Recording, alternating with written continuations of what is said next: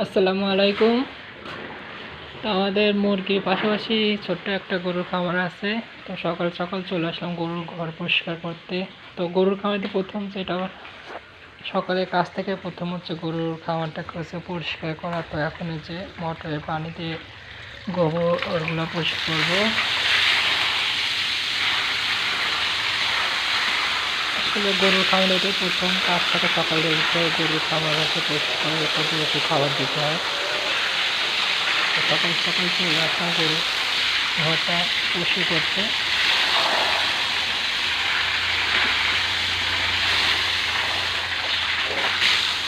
দেশের আলহামদুলিল্লাহ আমাদের খামারে দুইটা গরু আছে, একটা হচ্ছে পাকিস্তান আর একটা এটা হচ্ছে পাকিস্তানে আর এটা হচ্ছে অস্ট্রেলিয়া।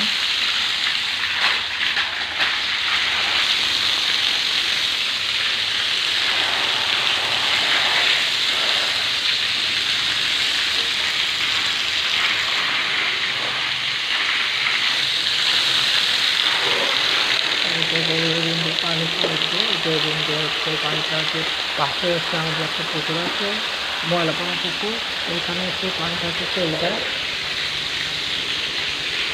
তো এখন হচ্ছে আমাদের এদিকে হচ্ছে পেঁয়াজের সিজন চলতেছে, এর জন্য গরুকে এখন 2 মাস শুধু খ্যার আর হচ্ছে চাল আর গুড় যেটা আছে এটাই খাবার দিচ্ছি। এখন আমাদের এখানে হচ্ছে মাঠে সম্পূর্ণ হচ্ছে পেঁয়াজ চাষ হচ্ছে, যার কারণে হচ্ছে গরুর এখন শুধু 2 মাস আপাতত খ্যার খাওয়াবো।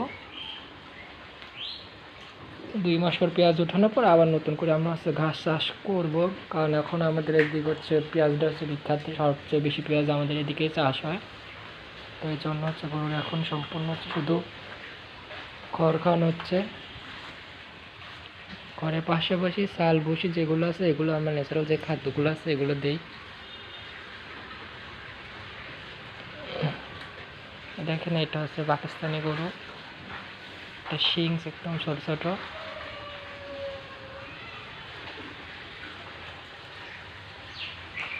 তো ভিউয়ার্স, আজকের ভিডিও হচ্ছে এই পর্যন্তই।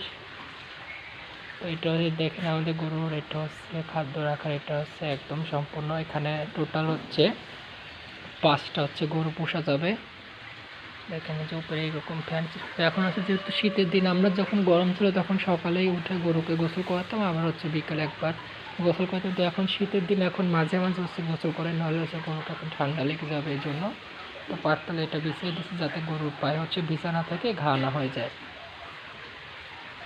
তো আলহামদুলিল্লাহ গরু দুইটা আপাতত সুস্থ আছে। যেটা দেখছেন এই পাকছেন, এটা হচ্ছে যে ফাঙ্গাস নামের যে রোগ বেড়েছিল, এই দেখেন এটা একটা চিহ্ন রয়ে গেছে। তো সবাই যারা গরু বসেন এই বিষয়টা খুব সচেতন থাকবেন, ভ্যাকসিন করাবেন যাতে এমন ভুলটা না হয়, কারণ ফাঙ্গাস এখন খুবই ভয়ঙ্কর একটা রোগ, এটা মাঝে মাঝে এখন দেখা যাচ্ছে। তো সবাই গরুকে হচ্ছে স্থানীয় যে পশু হাসপাতাল আছে না, এখান থেকে ভ্যাকসিন করে নেবে। তো আজকে ভিডিওটা এই পর্যন্তই।